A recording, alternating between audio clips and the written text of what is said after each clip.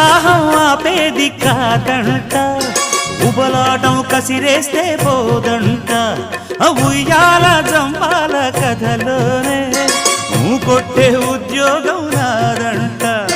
వరసుంటే వారంతో పని ఉంది, ఉత్తుత్తి చొరవైతే హుడుకే ఉంది. మళ్ళీ కావాలన్న మనసు ఉన్నది. వామ్మో ఏం పిల్లది, ఎంత మాటన్నది. బాగున్నది కోడే ఈడన్నది. సిగ్గుల పురి చెక్కిలి తనకుంది అంది.